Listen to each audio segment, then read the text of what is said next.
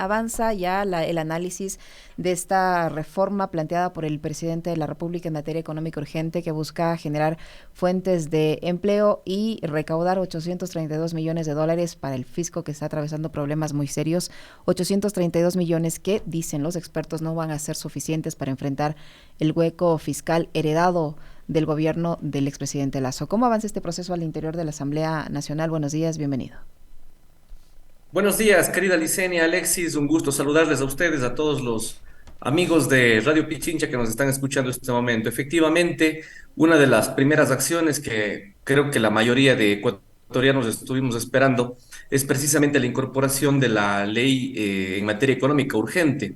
Yo veo esto como una oportunidad para trabajarla, como ustedes conocen, todo proyecto de ley en materia económica pasa por un debate extraordinario, es decir, por un periodo mucho más corto de tiempo, apenas 30 días, para darle al país una respuesta en el tema de reactivación y sobre todo empleo. Y ahí es en donde este formato, este proyecto de ley ha pasado ya a la Comisión de Desarrollo Económico. El día de ayer tuvieron su primera sesión y ahí se están tratando algunos aspectos muy importantes, ¿no? Ahí están aspectos sobre el impulso al trabajo de los jóvenes, por ejemplo, que yo considero algo muy importante, toda vez que ha habido voces de líderes y lideresas de las universidades, jóvenes entre 18 y 29 años, que tendrán la posibilidad de acceder a empleo, puesto que al empresario se le está dando una importante deducción adicional sobre el impuesto a la renta, y eso es algo que posiblemente pues ayudará en los siguientes días a que, si es que se concreta esta ley, pues tengamos ese apoyo importante. La reactivación del sector de la construcción, ahí se han recogido algunas observaciones con respecto a los temas que tienen que ver con la devolución del IVA en las adquisiciones e importaciones de los bienes y servicios para la construcción de proyectos inmobiliarios, que también es algo que sin duda impulsará o reactivará este sector que genera tanto empleo en el país. Hemos recibido también la buena noticia de que finalmente se incorporó en el proyecto este incentivo a los proyectos que tengan que ver con energías renovables, en donde habría básicamente una exoneración del impuesto a la renta por 10 años. Y finalmente esta remisión tributaria, que es un proceso, ustedes recordarán, en el año 2015 y 2018 el Ecuador ya ha hecho este tipo de ejercicios que lo que han concitado en el país ha sido un acercamiento de la gente a las instituciones públicas y demás para hacer ejercicio del pago de su deuda original y obviamente tener una remisión de impuestos, recargas, más bien dicho, multas y recargas sobre esos valores que muchas veces apretan el bolsillo de los ecuatorianos y que nos impiden hacer las actividades cotidianas. Luego veo un capítulo de zonas francas que es importante. Hay una reforma al COPSI, ahí ustedes recordarán se incorporaron las famosas sedes hace algunos años que no han dado mayor resultado en el país, toda vez que el marco jurídico ha sido extremadamente tortuoso y burocrático, y hoy en día vemos que estas zonas francas, que es la nueva, digamos, nomenclatura que se le da dentro de la ley, va a ayudar muchísimo a estandarizar primero nuestra normativa hacia la internacional y obviamente convertir a nuestro país en un polo de inversiones interesante. Y finalmente hay un libro segundo de alianzas público-privadas, en donde considero hay que hacer algunos ajustes por ahí muy pequeños. Sin embargo, es muy necesario esto porque el país este rato lo que necesita es un músculo económico, sin que eso signifique de ninguna manera privatización, porque hay prohibiciones constitucionales que así lo van a impedir, pero sin duda que se necesita la inyección económica de la empresa, tanto nacional como internacional privada, para que pueda inyectar recursos en nuestro país y generar las fuentes de empleo que se necesitan y que estamos pidiendo a gritos los ecuatorianos desde hace algún tiempo. Uh-huh. ¿Cómo está, asambleísta? Qué gusto saludarle. Buenos días. Hay Un quienes gusto, querido consideran que Alex. los cerca de 800 millones de dólares que se recaudarían con la aplicación de esta ley van a resultar insuficientes. Es decir, tenemos un déficit de 5.000 millones y en la actualidad deudas que superan los 2.800 millones de dólares. De hecho, tenemos los gobiernos locales que le están demandando al gobierno central la transferencia de recursos para poder incluso hasta pagar sueldos, porque hay alcaldías, prefecturas que acumulan ya 2 o 3 meses de de falta de pago de sueldos a su personal. ¿Qué va a pasar con eso? O sea, si resulta finalmente insuficiente lo que se pueda recaudar con esta reforma. Yo creo, mi querido Alexis, que hay dos cosas más que hacer ahí. Primero, algunos asambleístas estamos haciendo algunas incorporaciones más al proyecto. Concretamente, en lo que se refiere a mi persona, estoy yendo a presentar justamente un artículo que le permita a los gobiernos autónomos descentralizados también entrar a una fase de recuperación de liquidez de muchas deudas que, por supuesto, son ya casi incobrables. Y yo lo he vivido en carne propia de los últimos años dentro del municipalismo. Conozco perfectamente que cuando se hacen procesos de remisión coherentes, la gente paga sus obligaciones rápidamente. El problema es que hoy en día no tienen trabajo y tienen apenas los ciudadanos pues para pagar pequeños emolumentos y eso es lo que hace que tengamos un grave problema. Estoy insertando esa reforma al proyecto para que los GAT se beneficien de esto, pero hay otra cosa muy importante, Alexis, la optimización del gasto en el país. Porque hay extremada burocracia y no ha habido un proceso de evaluación de servidores públicos ni de la evaluación de la actuación de ciertas entidades públicas que no sabemos qué hacen en el país. La propia EMCO. He visto muchos comentarios al respecto del decreto en donde el presidente ha dado la disposición para que se elimine esta empresa pública. Muchos ecuatorianos, Alexis, usted lo ha de haber escuchado siempre tan acucioso en la investigación. Hemos hecho nuestros pronunciamientos públicos hace ratos en nuestras redes sociales, por ejemplo, sobre la eliminación de esta entidad.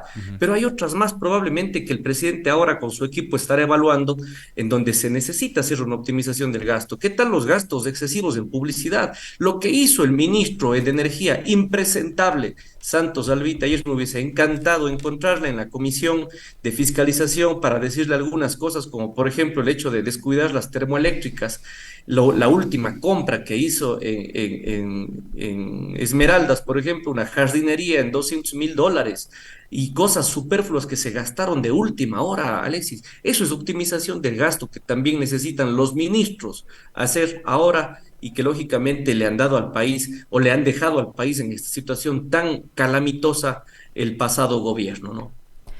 Asambleísta Castro, muchos destacan el objetivo que tiene este proyecto, que es de la generación de empleo, pero está más que comprobado que el empleo no se genera por una ley, que además de estos incentivos hace falta inversión y la inversión está lejos de llegar al Ecuador por la situación misma que vive el país. Además, no sabemos, por la situación económica mismo que tiene el Ecuador, cuántas empresas estén en condiciones de contratar a jóvenes y qué va a pasar con las personas que tengan más edad de las que se propone en este proyecto de ley. ¿Cómo enfrentar este problema solo con una ley? Sí, sin duda, Licenia, si me permite, la ley no es todo, pero sí es un inmenso apoyo, sobre todo cuando se cuenta con incentivos y esta clase de medidas que sin duda van a alentar al empresario. Yo tengo mucha fe en que los dos capítulos, tanto de zonas francas como de alianzas público-privadas, constituyan ese elemento de agilidad para que las cosas se hagan. Por ejemplo, mire el régimen de alianzas público-privadas que tenemos hoy en día. Yo le hice un pedido de información a esta famosa Secretaría de Alianzas Público-Privadas que fue creada por el gobierno de Lazo en el año 2021 y le dije cuántos proyectos desde que ustedes están funcionando han sacado para el país. La respuesta, cero. Así como ustedes lo escuchan, cero.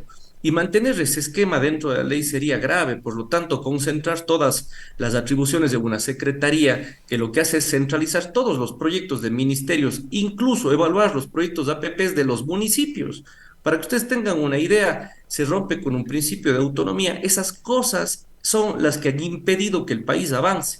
Y si me permite, yo he venido trabajando en tema de contratación pública desde hace muchísimos años, instructor y profesor de la materia en este tema, y leyendo ese proyecto de ley que se presentó por parte del presidente Lazo y que ciertas cosas hay que irlas ajustando en el actual, por supuesto, porque nada está escrito en piedra, me he dado cuenta de que el propio marco normativo ecuatoriano es el que impide la inversión.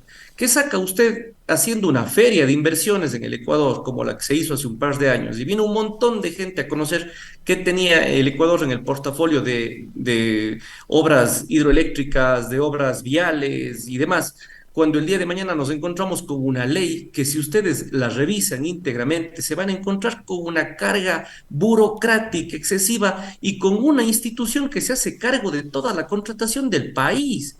Es decir, le impiden a que el propio ministro o los ministros y ministras puedan hacer las contrataciones desde sus propios ministerios de forma directa.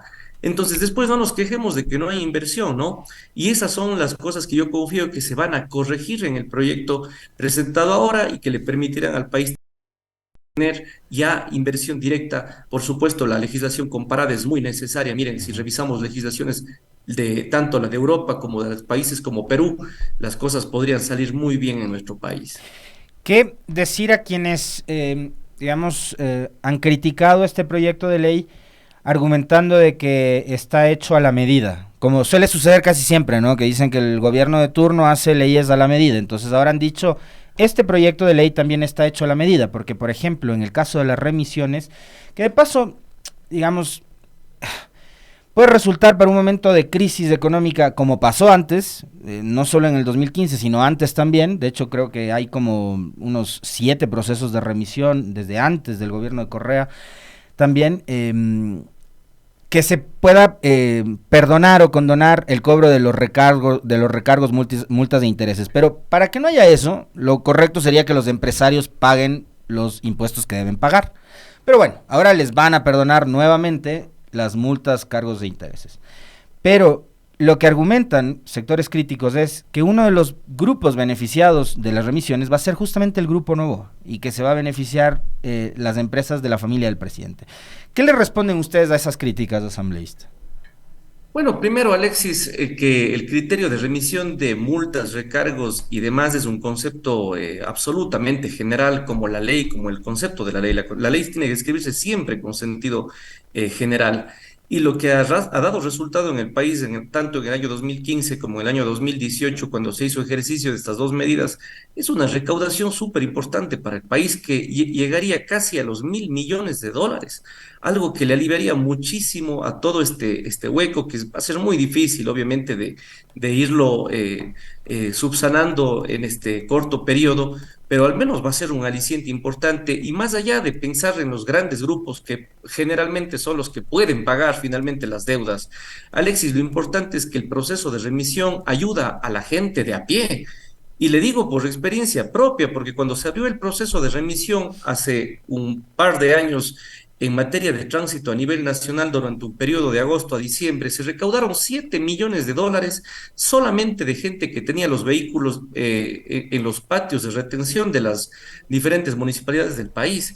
Es decir, sí son medidas que apaciguan y que ayudan muchísimo a la ciudadanía.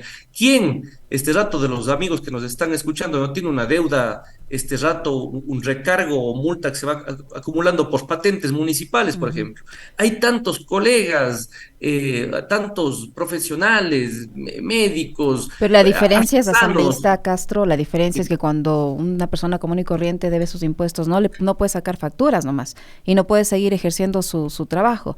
Estamos hablando acá, y hay algunos sectores que señalan que hay al menos un interés detrás de todo este proyecto que terminan siendo juez y parte, porque estamos hablando de $88 millones que el Grupo Novis o el Grupo Novoa le adeuda al Servicio de Rentas Internas, y que con este proyecto, si se aprueba tal como está planteado, dicen los expertos, el Grupo Novoa pagaría apenas 33 millones de esos 83, estamos hablando de esos 88 millones, entonces sí es un beneficio bastante importante en caso de que el grupo se ponga al día con su pago de impuestos.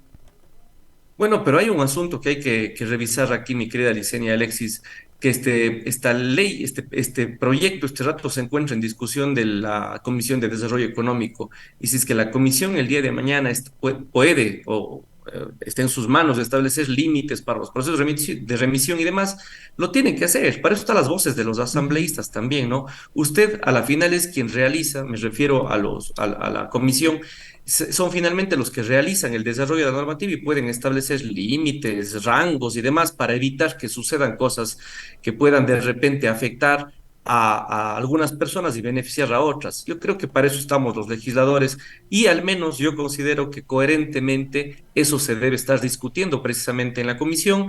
Yo lo que rescato y valoro es que ha habido una apertura absoluta de parte de su presidenta. He visto con muy buenos ojos que Valentina ha llevado esa comisión con mucha responsabilidad, sin duda, y ha abierto la puerta para que se incorpore todo tipo de cambios al proyecto normativo, lo cual es loable porque muchas veces ustedes conocen que los los proyectos llegan casi sellados, ya no hay cómo trabajarlos, escritos en piedra, y en este caso, absolutamente con un sentido de democracia, ha permitido que los legisladores de las diferentes bancadas hagan ejercicio de su palabra. Por lo tanto, si existen sectores dentro de la Asamblea que están opuestos a ciertas medidas o quieren hacer un ejercicio de cambio o modificación, lo van a poder hacer porque tienen el espacio dentro de la Comisión de Desarrollo.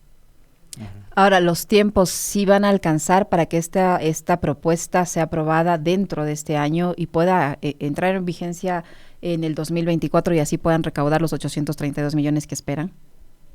Yo creo que la recaudación va a ser mayor y sí se va a aprobar. Creo que he visto muy buena voluntad política, mucha madurez política. Yo debo felicitar públicamente a los colegas y hombres y mujeres valiosos de la Asamblea que esta vez, independientemente de nuestra ideología, de nuestra forma de ver las cosas en la parte pública, nos hemos sentado a pensar en el país y eso es algo que hay que felicitar. Y a veces el país tiene estas cosas lindas, estos periodos en donde hemos tocado fondo y no nos queda de otra que darnos la mano entre todos y salir adelante, ¿no? Porque al final todos somos unidos, no solamente cuando juega el Ecuador un eliminatorio, cuando pelea el Chito Vera, sino también cuando estamos pensando en nuestro país que tiene que salir de esta lamentable y calamitosa situación en donde nos han dejado, queridos amigos. Uh-huh. Asambleísta, pasando a otro tema, también tiene que ver mucho con la coyuntura, obviamente ustedes estarán pendientes de todo lo que suceda, más todavía siendo o perteneciendo a la bancada de gobierno, al oficialista, ¿no? Y es, el gobierno de Lazo nos dejó con un escenario catastrófico, ¿no? Hay analistas que hacen y revisan métricas, datos que hablan de que vamos a cerrar este 2023 con más de 7.400 muertes violentas. Es decir, la herencia de Lazo es una herencia muy pesada, muy complicada y que hay que empezar a revertir y empezar a ocuparse también no solo de estos temas importantes, urgentes, económicos, sino del día a día. Y hemos tenido un fin de semana súper violento con asesinatos y atentados en centros comerciales en Durán, con atentados en Manta, con atentados en Naranjal, con violencia ayer en el puerto de Esmeraldas nuevamente. Y la pregunta es, bueno, en el tema de seguridad, ¿cuándo el gobierno del presidente Noboa se va a sentar a planificar y a preparar lo que nos dijo en campaña era el Plan Fénix y saber qué es el Plan Fénix, qué contiene? Bueno, ciertamente estas cifras tan terribles y tristes, ¿no? 21 muertes violentas al día es el promedio que la Policía Nacional de acá del Ecuador nos ha puesto sobre la mesa y nos ha dicho, hagan algo, por favor. No solamente es el empleo, sin duda, amigos, lo que se necesita hacer en este momento es una gran reforma penal y penitenciaria, para lo cual se ha solicitado al CAL ya la unificación de todos los proyectos reformatorios al Código Orgánico Integral Penal y demás cuerpos normativos. La semana pasada estuvimos en un foro con la Corte Nacional de Justicia y organizaciones internacionales junto con representantes de la Asamblea Nacional, en donde conocimos las reformas que se están planteando tanto a la Ley Orgánica de Garantías Jurisdiccionales, al Código Orgánico Integral Penal y al Código Orgánico de la Función Judicial, que son tres cuerpos normativos que merecen urgentemente las reformas. El Plan Fénix viene dado precisamente de esta situación, de este marco jurídico, pero también de las acciones que está emprendiendo el presidente de la República, como en el tema del presupuesto y la optimización de los recursos en favor de la policía, las Fuerzas Armadas y la consulta popular que saldrá el año que viene y que ya lo ha anunciado el presidente de la República. De tal manera que nosotros estamos avanzando con eso, no nos hemos dormido un solo día, sino que han habido tal cantidad de proyectos reformatorios que yo pienso a ratos, la verdad, muchos son parecidos, incluso se ha perdido tiempo en eso, la anterior asamblea ha tenido ahí un error, pero ya se ha pedido al CAL que los unifique.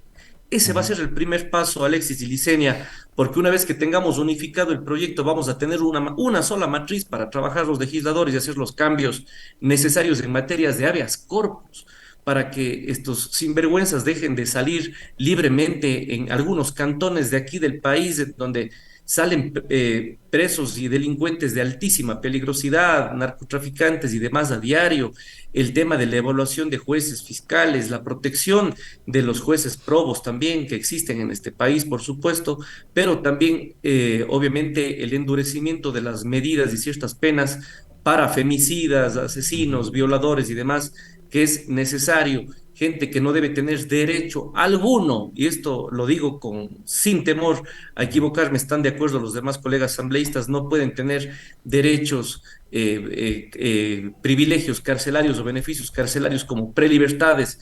Vean ustedes el caso Abigail, hace escasos días, este femicida que es detenido 2 veces pagando sentencias, ya no puede, no tiene posibilidad alguna de recuperación, un violador de estos, asesino en serie, liberado por informes del SNAI, que fue y violó, mató a una ciudadana, una jovencita de la Universidad de Cuenca, que fue gravísimo a nivel nacional, como él, muchísimos otros. Ayer vi en las noticias otro caso de un sinvergüenza que había salido también con informe de prelibertad, habiendo tenido un prontuario de detenciones anteriores.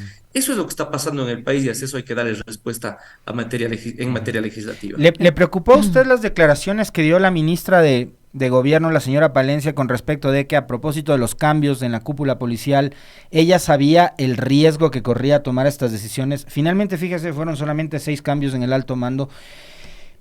Por lo que hemos visto, la policía es una institución que seguramente para lograr su depuración se necesita no solo cambios en la cúpula, sino quién sabe hasta cuántas promociones más, porque han sido los propios policías quienes han dicho que la institución está sumamente contaminada por el narcotráfico, entre otros delitos e ilícitos. ¿Le preocupó a usted estas declaraciones de la ministra? Por supuesto que preocupa saber que dentro de las filas institucionales de nuestras Fuerzas Armadas, como de la policía y demás, existan ciertos elementos que se presten para cosas turbias y por eso es urgente el proceso de evaluación y depuración de la planta institucional, tanto de Policía Nacional como de los militares. Pero no solamente ellos, pues, la CTE, la Comisión de Tránsito del Ecuador, Alexis. Quisiera que nos centremos en ese caso, es gravísimo.